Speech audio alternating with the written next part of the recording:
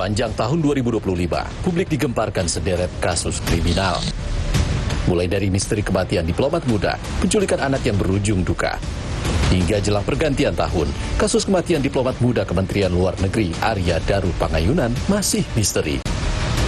Polisi mengidentifikasi aktivitas korban lewat 20 titik CCTV sebelum ditemukan tewas di kamar indekos dengan kondisi wajah tertutup plastik dan lakban di Gondang Dia, Menteng, Jakarta Pusat.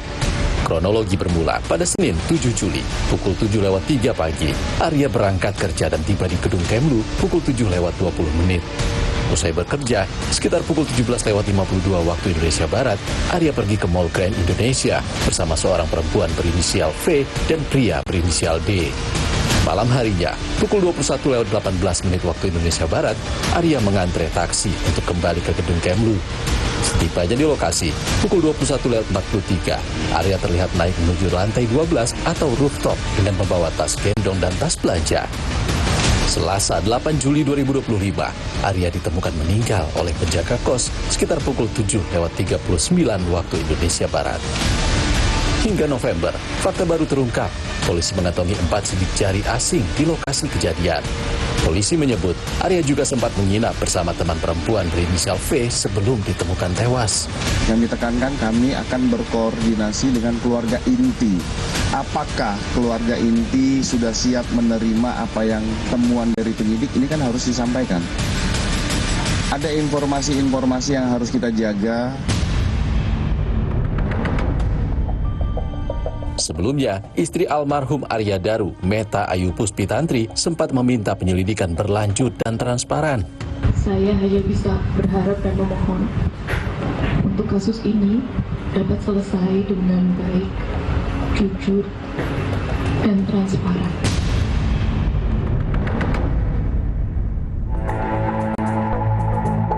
Pertengahan Desember, publik digemparkan kasus pembunuhan bocah berusia 9 tahun di rumahnya di kawasan Ciwaduk, Kota Cilegon, Banten. Korban yang merupakan putra Dewan Pakar Partai Keadilan Sejahtera Cilegon, Maman Suherman, ditemukan meninggal dengan luka tusuk dan hantaman benda tumpul. Jasad korban pertama kali ditemukan oleh sang ayah pada Selasa 16 Desember lalu. Korban hanya berdua di dalam rumah mewah itu bersama kakaknya yang berusia 11 tahun. Berdasarkan autopsi dan pemeriksaan 8 saksi, polisi memastikan korban tewas akibat pembunuhan. Sementara, terkait pemecatan 4 orang pegawai oleh ayah korban menjadi fokus penyelidikan untuk mengungkap kasus pembunuhan misterius lantaran CCTV rumah rusak 2 pekan sebelum tragedi berdarah itu. Dari pihak keluarganya, dari pihak 4 orang ada yang dipecat oleh bapaknya almarhum. Itu semua tidak boleh ada yang dikecualikan dari dugaan sebagai pelaku.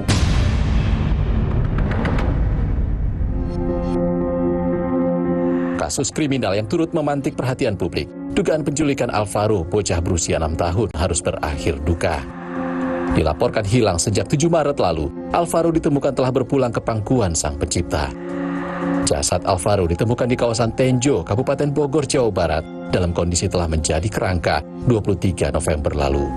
Polisi menetapkan mantan ayah tiri Alvaro sebagai tersangka. Diduga motif pembunuhan karena didorong amarah tersangka karena ibu korban menolak untuk rujuk.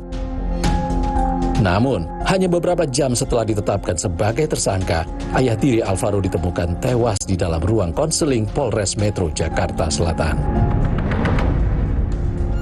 Data Kementerian Pemberdayaan Perempuan dan Perlindungan Anak mengungkap Indonesia darurat penculikan anak. Sejak 2022 hingga Oktober 2025, tercatat 91 kasus dengan total 180 korban. Pusiknas Bareskrim Polri mencatat sebanyak 380.424 perkara terjadi sepanjang 1 Januari hingga 20 Desember 2025. Faktor ekonomi masih menjadi motif utama di balik tingginya angka kriminalitas di Indonesia. Diikuti motif kesengajaan, salah paham, serta permasalahan sosial dan gangguan keamanan. Ironisnya, area tempat tinggal justru menjadi lokasi paling rentan terjadinya tindak kriminal. Diikuti jalan umum serta kawasan perkantoran. Sementara dari 108 jenis kejahatan, 5 kasus teratas didominasi oleh pencurian dengan pemberatan atau curat. Disusul kejahatan narkotika, penganiayaan, penipuan, serta pencurian biasa. Berbagai tindak kriminalitas menjadi catatan kelam di penghujung tahun 2025. Menegakkan hukum dinilai bisa memberantas kejahatan. Namun, menciptakan lingkungan aman dan damai menjadi tanggung jawab bersama.